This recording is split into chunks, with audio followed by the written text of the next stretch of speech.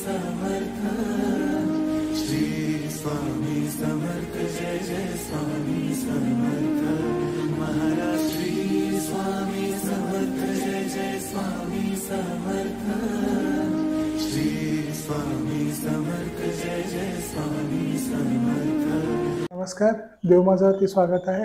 आज आपल्याबरोबर श्री विद्याधर रिसबूड आहे। दादांचा परिचय तुम्हाला गेल्या वर्षी होणार होता। आपण ज्या ठिकाणी आलो आहेत ते आहे माटे काकांचं घर, जिकडे वरती स्वामींच्या पादुका आहेत। रिसबूड दादांमुळेच आपल्याला इकडचं दर्शन भेटलेलं, त्यावेळेला लाभलं होतं। आमचं जेव्हा पण फोनवरती बोलणं व्हायचं तेव्हा एक नेहमी विषय यायचा, तो म्हणजे श्राद्ध। कारण दादांनी गयाला जाऊन श्राद्ध केलं होतं आणि आजपासून पितृपक्ष चालू झाले आहेत आणि ते आज आपल्यासाठी खास डोंबिवलीवरनं आले पुण्याला।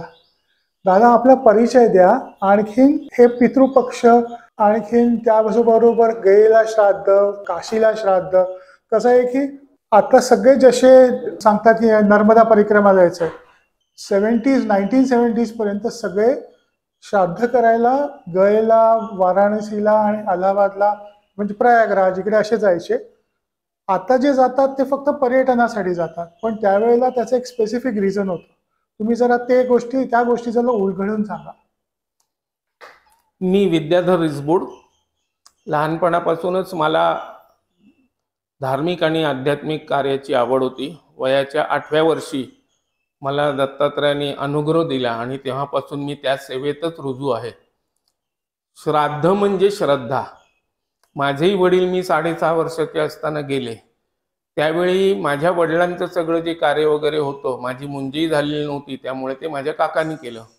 पण मग नंतर आम्ही वर्ष श्राद्ध वगैरे केलं। माझी मुंज झाल्यावर दरवर्षी मी वडिलांना अर्पण करायचो आणि त्या निमित्ताने एका ब्राह्मणांना घरी बोलवून त्यांना दूध, दक्षिणा, पेढा, बर्फी वगैरे अशा पद्धतीने, वस्त्र अशा पद्धतीने आमच्या घरी तो प्रघात मी सुरू केला। म्हणजे हा प्रघात आमच्या कुटुंबियांमध्ये होताच, पण मी लहान होतो त्याच्यामुळे हे सगळं माझ्यासाठी नवीन होतं। पण त्याचा मी प्रॉपर अभ्यास केला आणि हे कसं महत्त्वाचं आहे हे मला उमगल्यामुळे मी दरवर्षी सर्व पितरांचं श्राद्ध करत होतो। 1972 मध्ये माझे वडील एक्सपायर झाले। त्याच्यानंतर 2004 मध्ये माझी आई एक्सपायर झाली। पण मी कंटिन्युअसली वडिलांचं श्राद्ध करत होतो, आईचं श्राद्ध करत होतो। मग पुस्तकं अनेक वाचनात आली, कारण मला धार्मिक आणि आध्यात्मिक वाचनाची खूप आवड। आणि त्यातल्या त्यात म्हणजे आमच्या घरी 10 पिढ्या दत्त संप्रदाय आणि वारकरी संप्रदाय। स्वामींच्या अनुभूतीने मला बऱ्याच गोष्टी कळल्या, वाचनात आल्या। स्वामींसारखे सद्गुरू मला लाभले, ते प्रभू दत्तात्रयांचीच माझ्यावर कृपा आहे असं म्हणायला हरकत नाही। आणि मला सांगायला आनंद आहे की हे का करावं। श्राद्ध म्हणजे श्रद्धापूर्वक आपल्या पितरांची आठवण, स्मरण करणं। दरवर्षी त्यांची जी तीथ असते, मरणाची तीथ किंवा हा जो पितृपक्ष येतो, ह्याच्या तिथीनुसार त्या आपल्या पितरांचं आपण श्राद्ध करायचं असतं। आता ज्यांचा मृत्यू हा पौर्णिमेला झालेला आहे, त्यांचं श्राद्ध काल म्हणजे भाद्रपद पौर्णिमा ह्या दिवशी करायचं असतं। आणि त्याच्यानंतर त्या तिथीला शक्यतो तुम्हाला जमलं तर बघा, कारण मुंबई आणि पुणे आता सगळेजण वर्किंग क्लास आहेत, त्याच्यामुळे सर्व पितरे अमावास्येच्या दिवशी पण आपल्या पितरांचं स्मरण करून त्यांना जर तर्पण आणि दूध, दक्षिणा, अन्नदान, ब्राह्मणांना भोजन असं जर काही केलं तर आपले पितर संतुष्ट होतात आणि शेवटी त्यांच्याच आशीर्वादाने आपला कार्यभाग, आपलं संक्रमण सगळं सुरू असतं। ही माहिती मला असल्यामुळे आणि मी ह्याच्यात अजून खोल माहिती मिळवली आणि मी माझ्या मित्राला फोन केला वाराणसीला की मला वाराणसीला येऊन श्राद्ध करायचे। वेणीदान वगैरे हे जे काही आपल्याकडे हिंदू धर्मामध्ये श्राद्ध विधी जे काशी विश्वनाथला केले जातात, तर हे सगळे विधी मला करायचे। तर त्यांनी सांगितलं की तुला शास्त्रोक्त विधी करायचे असले तर पहिले तू प्रयागराजला जाऊन श्राद्ध करून ये। मग तिथेच त्यांनी मला मोघे गुरुजी म्हणून आहेत, त्यांचा फोन नंबर आणि नाव कळवलं, त्यांनाही कळवून ठेवलं। मी मुंबईहून डायरेक्ट प्रयागराजला गेलो। वास्तविक पाहता मी पहिल्यांदाच गेलो होतो तिथे मोघे गुरुजींना भेटून, पित्रे गुरुजींना भेटून। त्यांनी मला पहिले त्रिवेणी संगमावरती जाऊन स्नान करून या, मग आपण मध्यान्ह काळामध्ये हा विधी सुरू करू असं सांगितलं। त्याप्रमाणे मी त्रिवेणी संगमावर जाऊन स्नान करून आलो. मग आमचा विधी सुरू झाला.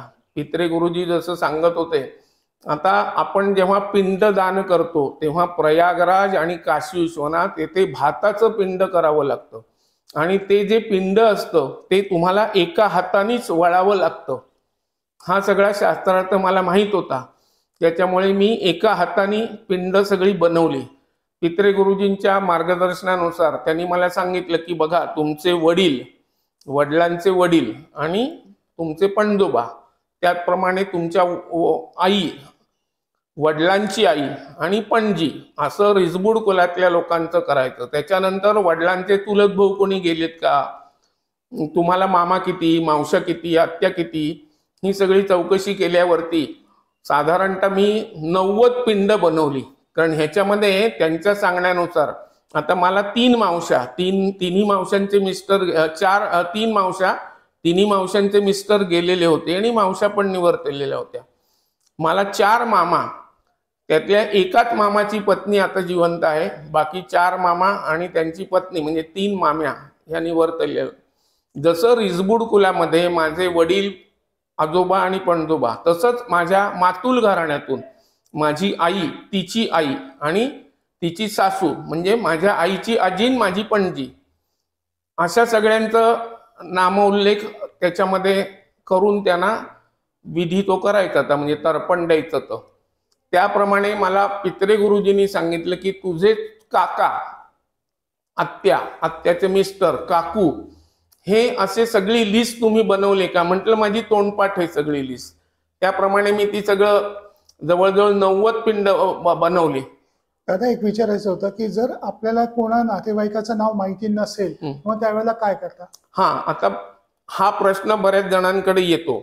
याच्यासाठी तुमचं जे कुळ आहे याचा फॅमिली ट्री एक असते, कुटुंब वृक्ष आपण त्याला म्हणतो, किंवा आता कुलसंमेलन भरतात, त्याच्यामुळे आपला कुलवृत्तांत बऱ्याच जणांकडे असतो. तो कुलवृत्तांत आपण जर डोळ्यासमोर ठेवला तर त्या आजीचं नाव, पणजीचं नाव मला माहित होतं, त्याच्यामुळे मला हा काही प्रॉब्लेम आला नाही. पण जर कोणाला माहिती नसेल तर तिथे गुरुजींचं सांगणं असायचं की मग गोदावरी, नर्मदा, कावेरी, कृष्णामाई अशी नावं घ्या.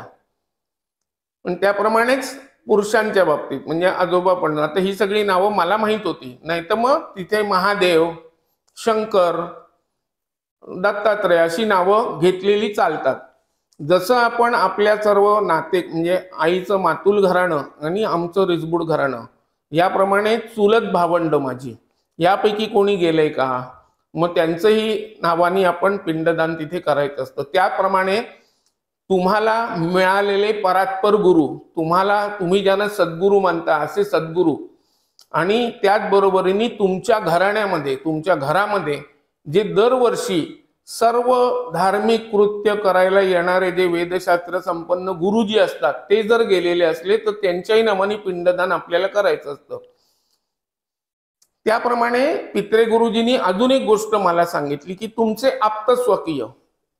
आता माझ्या बाबतीत सांगायचं झालं, जरी मी विद्याधर जनार्दन रिजबूड असलो तरी आमचे शेजारी दामोदर लक्ष्मण पटवर्धन यांना मुलबाळ नव्हतं, अपत्य नव्हतं, म्हणून त्यांनी माझा सगळा सांभाळ, माझी मुंज लग्न सगळं त्यांनीच लावलं. माझे वडील जायच्या आधी माझ्या वडिलांनी त्यांना ते सगळं सांगितलं होतं की अण्णा, विद्याधरचं सगळं तूच कर म्हणून. त्यामुळे ते घराणं, पटवर्धन घराणं आणि माझ्या काकूचं माहेर गद्रे घराणं, याही सगळ्या लोकांना मी तिथे तर्पण आणि पिंडदान केलं. त्याचप्रमाणे तुमची मित्रमंडळी, अतिशय क्लोज मित्रमंडळी तुमची, की जीवाला जीव देणारी मित्रमंडळी, अशा सगळ्या लोकांना आपण तिथे पिंडदान करायचं असतं. तर मला सांगायला एक गोष्ट आवडेल की तुम्हाला सगळ्यांना माहित असतील की उत्तर गोव्याचे खासदार, आता ते मंत्री आहेत, गेली जवळजवळ 8 टर्म ते लोकसभेला निवडून आलेले आहेत, माननीय श्रीपादजी नाईक, यांच्यामध्ये अपघात झालेला होता शिमोगाजवळ. त्यांचा माझा खूप स्नेहसंबंध आहे. त्यांच्या पत्नीचं त्यात निधन झालं, तर म्हणून मी त्या वहिनींसाठी पण तिथे पिंडदान आणि श्राद्धविधी केला. तर पहिले जे तुम्हाला श्राद्ध करायचं असतं ते तुम्हाला प्रयागराजला करायचं असतं. प्रभू रामचंद्रांनी पण प्रयागराजलाच पहिलं श्राद्ध केलेलं आहे, त्याच्या घराण्यातल्या लोकांचं, आई वडिलांचं वगैरे सगळ्यांचं. त्यानंतर मी ते श्राद्धविधी सगळे झाले, मग ती सगळी पिंड आपण परत नेऊन त्रिवेणी संगमावरती अर्पण करायची असतात गंगेला. ते सगळं झाल्यावर मी काशी विश्वनाथला गेलो, म्हणजे वाराणसीला गेलो. तिथेही जे माझे मित्र होते वाराणसीचे, मकरंद म्हैसकर यांनी माझ्यासाठी, गुरुजी त्यांना निमंत्रण देऊन सर्व यथायोग्य सगळं नियोजन करून ठेवलं होतं. तिथेही अशाच स्वरूपाचा विधी करावा लागतो. जे तुम्ही प्रयागराजला करता तसेच तांदूळाच्या भाताची पिंड तशीच काशी विश्वनाथलाही करायला लागतात. हे सगळे विधी जे आहेत, म्हणजे आता पित्रे गुरुजींनी सांगितल्याप्रमाणे त्यांच्या घरून त्रिवेणी संगमावरती जाताना तुम्हाला पायात चप्पल घालायची नसते, कुठल्याही श्राद्धविधीला करायला तुम्ही जाल तेव्हा. त्याप्रमाणे मी पायातली चप्पल काढली. वास्तविक पाहता माझा उजवा पाय अधू आहे, पण मी एवढ्या मनापासून हे सगळं करत होतो, त्याच्यामुळे माझ्या पायाला दगड टोचत होते, पण त्याचा बोझ माझ्या पायाला आणि माझ्या शरीराला त्या वेदना जाणवत नव्हत्या. काशी विश्वनाथला पण दुर्गा घाटावरती मी अशा पद्धतीचे विधी गोडसे गुरुजी यांच्या मार्फत केलं. तिथेही पायी जाऊन आधी घाटावरती जाऊन गंगेचं स्नान करायचं असतं, जसं मी प्रयागराजला केलं. ते गंगेचं स्नान केल्यावरती मध्यान्ह काळी, म्हणजे साधारण 12-12:30ला हा विधी सुरू करायचा असतो. तिथेही मी एका हाताने पिंड वळली, सगळी 90 पिंड. तिथलाही विधी चांगल्या पद्धतीने संपन्न झाला. मग ते एका परातीमध्ये त्यांनी मला सगळी पिंड दिली, मी ती गंगेला जाऊन अर्पण केली. त्याचं मला खूप मनस्वी समाधान मिळालं. पित्रे गुरुजींनी मला विचारलं की आता तुम्ही पुढे कुठे जाणार आहात. मग त्यांना सांगितलं मी आता वाराणसीचा 80 घाट आहेत, तिथल्या एका घाटावरती मी गुरुजींचं नियोजन केलेलं आहे, तिथे मी जाऊन हेच विधी करणार आहे. तर म्हणे अरे वा, म्हणजे म्हणे प्रभू रामचंद्रांची जे प्रयागराजला पहिलं केलं, वाराणसीला दुसरं श्राद्ध केलं, तुम्ही गयेला का नाही जातात म्हणे. म्हटलं माझं काही नियोजनच नाहीये गयेला जायचं. नाही असं म्हणू पण नका. आता हे 2 श्राद्धविधी तुमच्या हस्ते पार पडणार आहेत ना, तिसरा श्राद्धविधी जो आपल्या हिंदू धर्मात सांगितलेला आहे तो गयाजीला जायचं आणि तिथे हा श्राद्धविधी तुम्ही करा. नाहीतरी म्हणे बघा तुम्ही आता 2चं नियोजन केलं तर तुम्ही परत मुंबईला जाणार, परत गयेसाठी येणार, ह्याच्यापेक्षा 3 सलग दिवस, आणि आता पितृ पंधरवडाच सुरू आहे, त्याच्यामुळे ही श्राद्ध तुमच्या हातून घडावीत अशी म्हणे माझी मनोमन इच्छा आहे. म्हटलं ती तुमची इच्छा, ती ईश्वरी इच्छा. वाराणसीची श्राद्ध करून मी गयेला गेलो. गयेला माझी गाडी 3 तास लेट पोचली, त्याच्यामुळे मी पहाटे 2:15ला गयेला पोचलो. तिथे जे गुरुजी होते त्यांनी त्यांचा माणूस माझ्यासाठी स्टेशनवर उभा केला होता. त्यांनी आम्हाला हॉटेलमध्ये रूम बघून दिली. रूम बघून तिथे आम्ही राहिलो, 2-3 तास झोपलो. सकाळी 7 पासून तिथला विधी सुरू होतो. तिथेही पायात चप्पल घालायची नसते. आणि गयेच्या विधीला काय आहे की तुम्हाला नवीन पांढरी वस्त्र आणि धोतर, वरती झब्बा असं सगळं घालायचं असतं, परिधान करायचं असतं. आणि जेव्हा ऍक्च्युली आपण सगळं कार्य करायला लागतो तेव्हा वरचा अंगरखा काढून ठेवायचा, फक्त धूत वस्त्र म्हणजे नवीन धोतर पान आपण पेहराव करायचा आणि त्यांनी तो विधी करायचा असतो. गयेच्या विधीचा वैशिष्ट्य काय आहे की तुम्हाला जसं मी सांगितलं, प्रयागराज आणि काशी विश्वनाथ येथे तांदूळाची पिंड केली जातात, म्हणजे भाताची. गयेला कणकेची पिंड केली जातात. आता जेव्हा मी हे सगळं पायातल्या चपला हॉटेलवर सोडून, ती पांढरी वस्त्र, वरती पांढरा जब्बा घालून मी जेव्हा गुरुजींकडे गेलो तेव्हा त्यांनी 5,500ची पावती माझी बनवली. त्याच्यामध्ये ते लागणारा सगळा जो विधी आहे याच्यासाठी लागणारा सर्व साहित्य, म्हणजे दरबा आहेत, काळे तीळ आहेत, कणिक आहे, 4-5 किलो कणिक, हे सगळं पाण्याची, हे कणिक मळायला पाणी लागतं ते सगळं, त्याप्रमाणे पूजा विधीला बुक्का, अबीर, हे सगळं गुलाल, असं सगळं त्यांनी, फुलं काही, असं सगळं घेऊन मला त्यांनी, मिश्रा नावाचे गुरुजी होते त्यांना माझ्या बरोबर दिलं. त्यांनी ते सगळं सामान विमान घेतलं. गयेचा विधी साधारणतः 3.5 तासाचा आहे. बाकी प्रयागराज आणि काशी विश्वनाथचा विधी हा 2 तासात आटपतो. गुरुजी आटपत नाहीत पण तो विधीच तेवढा आहे. गयेचा विधी 3.5 तास ते 4 तासाचा आहे. आणि गयेला मस्तपैकी घाट बांधलेला आहे. तिथे आम्ही घाटामध्ये वरती शेल्टर वगैरे केलेलं आहे. लोकांना, भयंकर लोक तिथे येतात विधी करायला, म्हणजे ज्यांना हे करायचंय त्यांना. तिथे जवळ नदीचं पात्र आहे. गुरुजींनी तो विधी सगळा आमचा केला. त्यांनी मला सांगितलं की आपने प्रयागराज में कितना पिंड बनाया था. सांगितलं मी 90 पिंड बनवले. यहाँ उससे 3 ज्यादा, म्हणजे 90 into 3 मी 270 पिंड गयेला बनवली कणकेची. ती पण पिंड तुम्हाला एका हातानेच कणिक मळायची असते आणि ती पिंड बनवायची असतात. मग तिथे त्या पिंडांचं असं सगळं मांडणी केली जाते. त्याला बरोबर रांगोळी बिंगोळी ते सगळं गुरुजी व्यवस्थित करतात. तुम्हाला द्रोणामध्ये गुलाल, बुक्का, काळे तीळ, दर्भ तुम्हाला घालायला लागतं. सव्य अपसव्य प्रत्येक ठिकाणी करावं लागतं. जानव्याचं जे सव्य अपसव्य आहे, म्हणजे आपण जानवं पेहराव करतो ते उजवीकडे आणि हे श्राद्धविधी करताना अपसव्य म्हणून ते डावीकडे करायचं. हे सगळे विधी यथायोग्य केले. मी काही पर्यटन म्हणून हे करायला गेलो नव्हतो. माझ्या पितरांप्रती जी श्रद्धा होती ती मी दाखवायला कुठे काही हे गेलो याच्यातला भाग नाही, पण माझी मानसिकताच पहिल्यापासून धार्मिक आध्यात्मिक माझा पूर्ण पिंड असल्यामुळे मला हे करावं असं वाटलं आणि मी ते केलं. आता तुम्ही म्हणाल की हे केल्याने तुम्हाला अनुभूती काय मिळाली? जेव्हा मी काशी विश्वनाथला जायचं ठरवलं तेव्हा माननीय श्रीपाद नाईक साहेबांना मी एक मेल केला की श्रीपादजी, तुम्हाला तर माहिती आहे माझा एक उजवा पाय आहे, हा अपंग आहे, तर काशी विश्वनाथ मंदिरामध्ये मला जायचंय, तर तिथे मी एवढ्या वेळ काही रांगेत उभं नाही राहू शकत, तर तुम्ही मला काही ना काहीतरी माझी VIP दर्शनाची सोय कराल का? त्यांनी माझा मेल PMO ऑफिसला पाठवला आणि माझ्या डोक्यातही नव्हतं की मी अशा पद्धतीचा श्रीपाद नाईकांना मेल केला आणि त्याच्यावर काही मला फेवरेबल पॉझिटिव्ह रिस्पॉन्स मिळेल. जसं मी गयाचा विधी करून परत वाराणसीकडे येत होतो तेव्हा मी माझ्या मुलाला फोन केला आणि सांगितलं की तिथे मंगलारती असते काशी विश्वनाथ मंदिरात पहाटे 3ला, त्याचं एक बुकिंग माझ्या नावाने कर आणि ते मला व्हॉट्सअपवर पाठव. त्याप्रमाणे माझ्या मुलांनी केलं. पुढे जशी गाडी काशी विश्वनाथकडे येत होती वाराणसीकडे, म्हणजे तिथे आता जुनं मुघल सराय स्टेशन, तिथे आता पंडित दीनदयाळ उपाध्याय जंक्शन असं त्या स्टेशनचं नाव झालंय. वाराणसीमध्ये गाड्या येतच नव्हत्या, रेल्वे गाड्या. त्याच्यामुळे आम्ही मुघल सराय म्हणजे पंडित दीनदयाळ उपाध्याय जंक्शनला उतरलो. तिथून टॅक्सी करणार आणि वाराणसीला पोचायचं असं एकूण प्लॅनिंग होतं. जशी जशी गाडी वाराणसीकडे येत होती तसा मला PMO ऑफिस मधून फोन आला. तुम्हाला माहिती आहे सर्वांना की आपले भारताचे पंतप्रधान नरेंद्र मोदी यांचा तो मतदारसंघ आहे लोकसभेचा. तिथल्या त्यांच्या पर्सनल सेक्रेटरी श्री रजनीकांत यांचा मला फोन आला. आप कहाँ हो अभी? म्हटलं आप कौन बोल रहे हो? तो मैं रजनीकांत बोल रहा हूँ, मैं मोदी जी का PA हूँ, इधर मैं उनका सोशल मीडिया नेटवर्क और सोशल सेल सब संभालता हूँ. तो बोले मेरा नंबर आपके पास कैसे आया? तो बोले नहीं, आपने भाऊ को म्हणजे श्रीपाद नाइक साहब को आपने मेल किया, वो मेल उन्होंने PMO में भिजवाया था और PMO से मुझे ऑर्डर आया है कि आप वाराणसी आ रहे हो तो आपका आधार कार्ड वगैरह सब है ना आपके पास? मतलब सब है. आपका मोबाइल नंबर वो मेल में मेंशन किया था, तो आप कल सुबह आ जाइए. मेरा प्रोटोकॉल ऑफिसर, आप अभी कहाँ हो? मतलब मैं अभी भदौरिया चौक पहुंच जाऊंगा.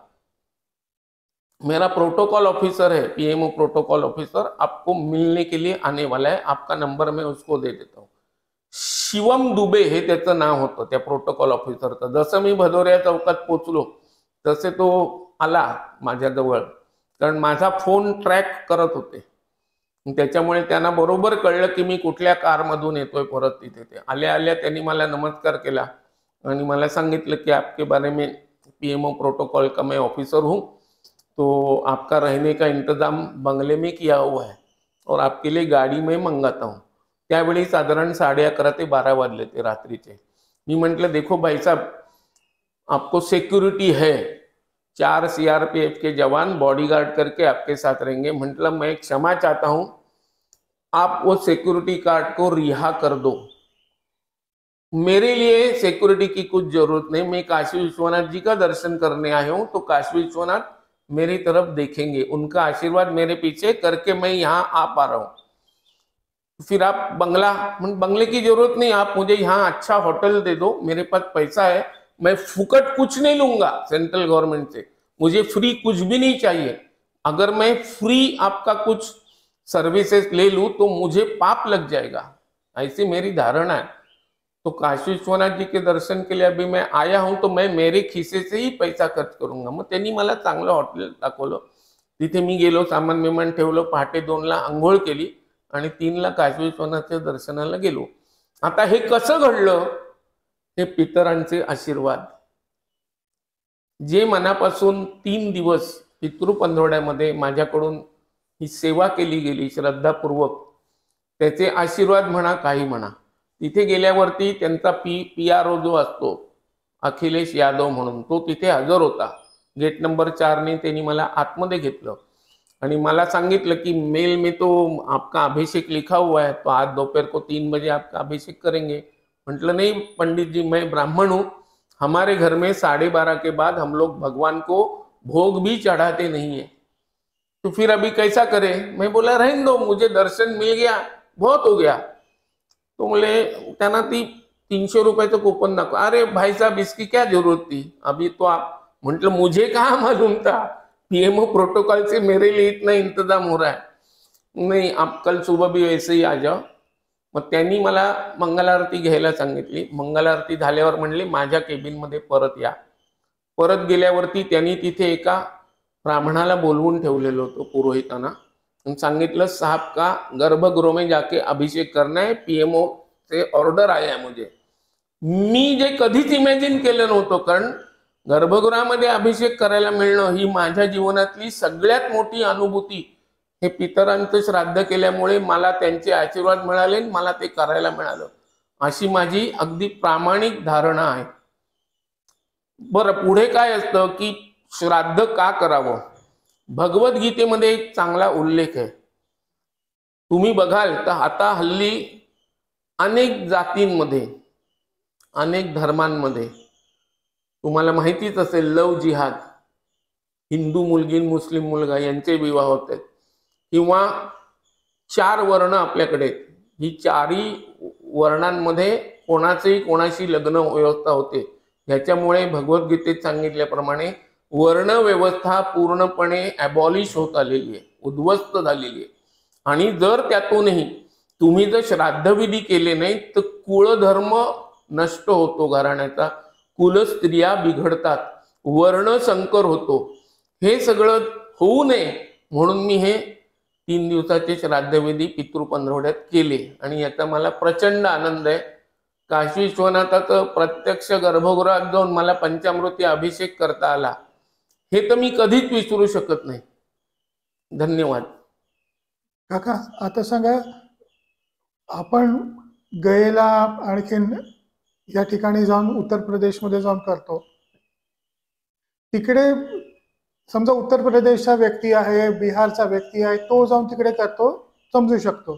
आपण जसं इकडनं जातो तर कुठे त्र्यंबकेश्वरला जातो किंवा नरसोबाच्या वाडीला जातो, पण महाराष्ट्राचा व्यक्ती गयेला जाऊन श्राद्ध करणं, ते त्याचं वेगळं काही सिग्निफिकन्स आहे का? हा, कारण प्रभू रामचंद्रांनी त्याच्या आई वडिलांचं आणि ते ज्या कुळामध्ये उत्पन्न झाले होते, म्हणजे दशरथ महाराज, कौसल्या माता किंवा त्यांच्या ज्या सावत्र आया होत्या, दशरथ राजांचे पिताश्री, कौसल्या मातेचे मातुल घराणं, यांचे विधी त्यांनी प्रयागराजला केले ते।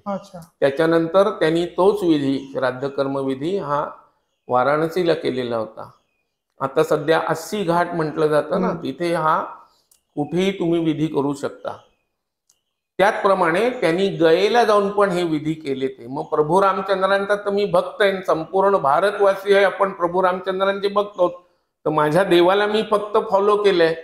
त्यांच्याप्रमाणे माझं श्राद्ध झाले की नाही मला माहित नाही, पण मी अतिशय श्रद्धापूर्वक हे सगळे विधी केले आणि त्याचं मला अत्यंत समाधान आहे। जसं तुम्ही म्हणलात की त्र्यंबकेश्वरला, तर त्र्यंबकेश्वरला त्रिपिंड श्राद्ध विधी केला जातो, किंवा आपण जर बघितलं तर नाशिकला जिथे गोदा घाट आहे तिथे जाऊन आपण अस्थि विसर्जन करतो, किंवा पादगयेला म्हणजे पिठापूरला पादगया क्षेत्र आहे, तिथेही असे काही विधी केले जातात। पण आपल्या धर्माप्रमाणे, धर्मग्रंथांप्रमाणे आणि गरुड पुराणातील उल्लेखांप्रमाणे जे विधी प्रयागराज, काशी विश्वनाथ आणि गयेला होतात ते प्रत्येक हिंदू धर्मियांना करणं कर्म प्राप्त आहे। ज्यांची इच्छा असेल त्यांना, माझी काही कोणाला जबरदस्ती नाही, पण हे विधी करावेत, त्याचं तुम्हाला एक मानसिक समाधान वेगळं मिळतं. आणि शेवटी आपले पितर जर त्यांच्या आत्मे जर शांत, त्यांना आपण जर चिरशांती प्रदान केली तर त्यांचे आशीर्वाद आपल्याला मिळतात, आपल्या कुळाला मिळतात आणि पुढे सगळं प्रगती होते कुळाची. अनेक वेळा आपण असं बघितलं असेल की बरीच कामं अगदी हातातोंडाशी आलेला घास असतो, पण ते काम आपलं होत नाही. कारण शोधायचा प्रयत्न केला तर कारण काही कळत नाही. हे विधी केल्यानंतर तुमचं जे ऐहिक, भौतिक, आध्यात्मिक तुमची उन्नती झाल्याशिवाय होत नाही. माझं हे जिवंत उदाहरण आहे ना. गयेलाच श्राद्ध केल्यावर मी इमॅजिनच केलं नव्हतं. पीएमओनी माझ्या ईमेलची नोंद घेऊन, श्रीपाद नाईकांनी त्यांना मेल फॉरवर्ड करून त्याची नोंद घेऊन माझ्यासाठी एवढी व्यवस्था केली जाईल हे मी इमॅजिनच केलं नव्हतं. ऑन द कॉन्ट्री गयेहून निघताना माझ्या डोक्यात पण हे काही नव्हतं. मग ही सगळी व्यवस्था कोणी केली? तो रचेता ईश्वर आहे ना. तो सगळ्या सद्भक्तांची इच्छा पूर्ण करणे. त्याच्यासाठी तुमचं जे त्याच्याकडे मागणं हे धर्माधिष्ठित असलं पाहिजे. तुम्ही सत्शील असलं पाहिजे, चारित्र्य संपन्न असलं पाहिजे. तुम्ही नामधारक असलात तर खूपच चांगलं. नामधारकाकडे स्वतः ईश्वर 10 पावलं पुढे येतो. नामधारकाचं स्वतः आलिंगन देतो. शेवटी सद्गुरू काय येतो? सद्गुरूंनाही चांगले सच्चिच्छ हवेच असतात. त्याच्यामुळे मी हे सगळं क्रिया विधी जे केले यांनी मला अत्यंत समाधान मिळालं. यश मिळो न मिळो, जसं भगवद्गीतेत सांगितलेलं आहे, कर्वण्ये मा अधिकारस्ते मा फलेषु कदाचन. मला फळ काय मिळेल ह्या अपेक्षेने मी कुठलेही विधी केले नाही. फक्त माझे जे पितर आहेत हे तृप्त होऊन त्यांची आठवण मी करतोय. त्यांची आठवण आता माझ्या घराण्यात फक्त मी एकट्याने हे विधी केलेले आहेत. आमची 39 कुळ आहेत रिसबोडांची, किंवा माझ्या आईच्या पण घरी माहेरी, पण त्यांनी कोणी हे विधी केले नाहीत. माझी मावशीच काशीला राहत होती दुर्गा घाटावर, त्यांनी हे विधी केले असावे, पण ते ऐकेवत नाहीये. पण मला हे केल्यामुळे अतिशय समाधान मिळालं. स्वामी समर्थांची कृपा आहे माझ्यावरती, म्हणून मला ही उपरती आणि बुद्धी सुचली आणि हे माझ्याकडून कार्य झालं ईश्वराच्या आशीर्वादाने, सद्गुरूंच्या आशीर्वादाने. एक असा प्रश्न होता की काही जण सांगतात की एकदा गयेला विधी केल्यानंतर परत विधी करण्याची गरज नाही, असं काय आहे का? असं आपल्या शास्त्रांमध्ये सांगितलेलं आहे. कारण तुम्ही बघितलं तर प्रयागराज आणि काशी विश्वनाथचा विधी हा तांदूळाची म्हणजे भाताची पिंड करून केला जातो. आता गयेची गोष्ट काय आहे? काशी विश्वनाथ आणि प्रयागराजला जेवढी तुम्ही पिंड करता त्याच्या तिप्पट पिंड कणकेची तुम्हाला तिथे बनवावी लागतात आणि त्या सगळ्याला आपल्याला काळे तीळ, गंगोदक वगैरे देऊन हे सगळे विधी आपल्याला करावे लागतात. ह्यातली जी पिंड असतात, आता मी 90 गुणिले 3 म्हणजे 270 कणकेची पिंड बनवली. ती सगळा विधी झाल्यावरती गुरुजींच्या सांगण्यानुसार त्या 270 पिंडांची 5 पिंड बनवायची असतात. त्यातली 3 पिंड घाटावर असलेल्या नदीमध्ये अर्पण करायची.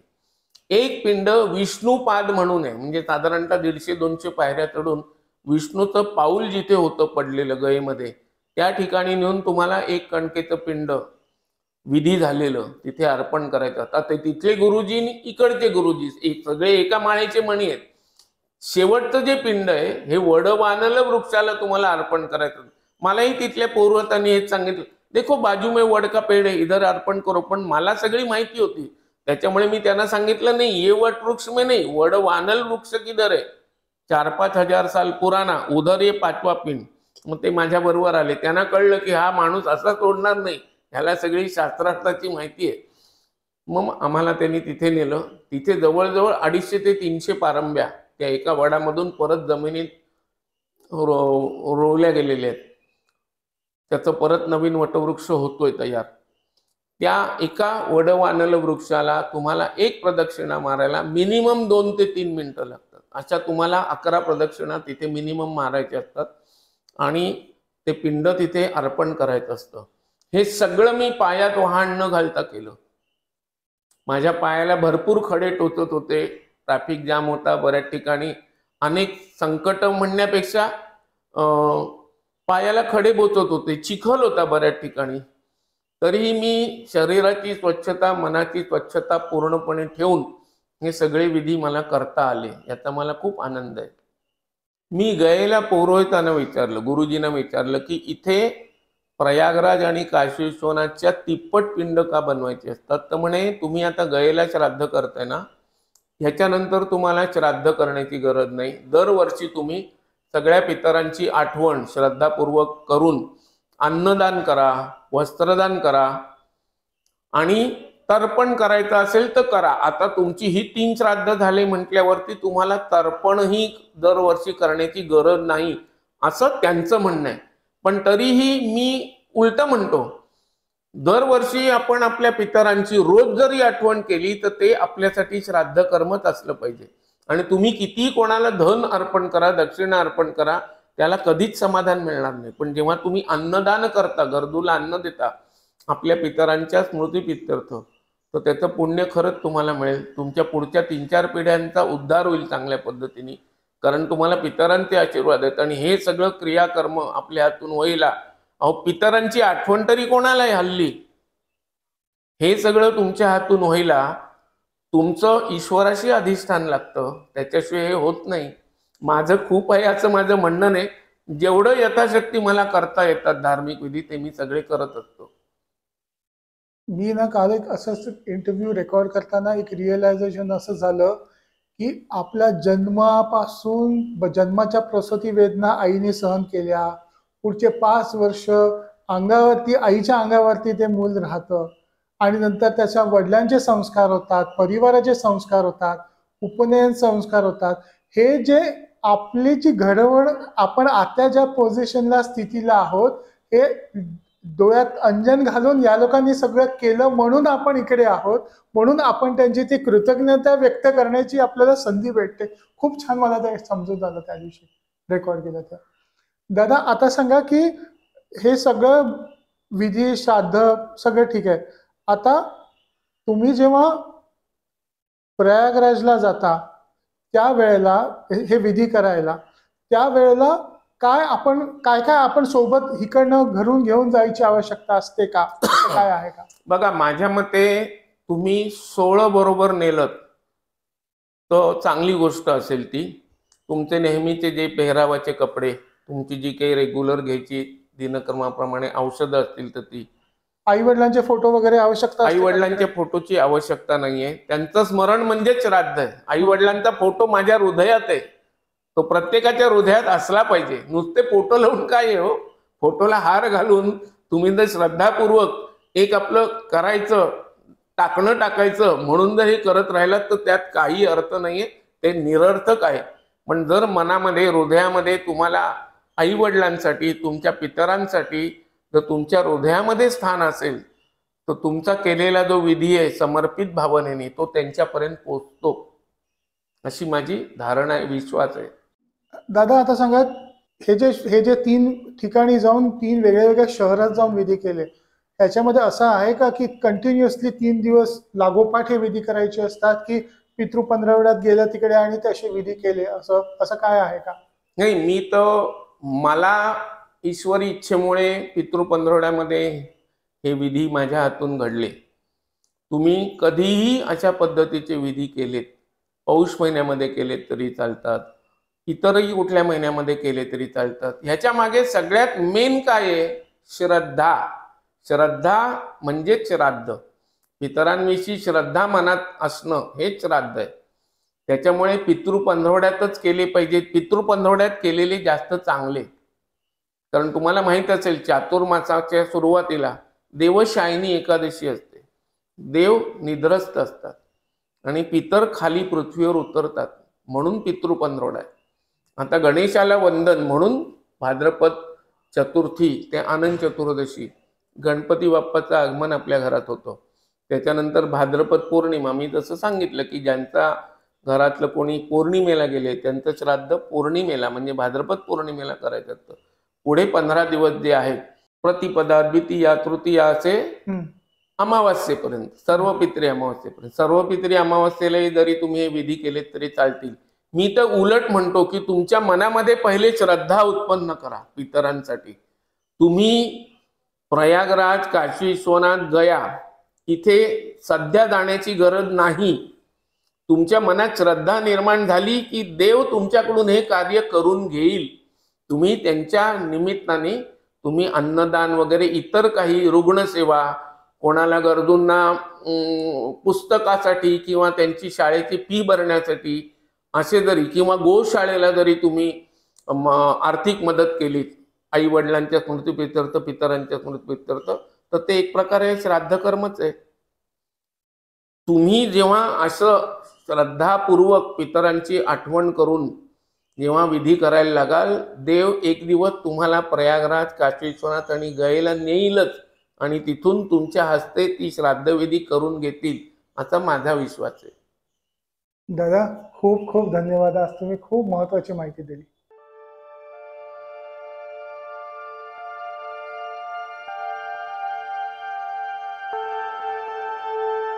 अध्यात्मावर अशीच माहिती मिळवण्यासाठी देव माझा चॅनलला सबस्क्राईब करा.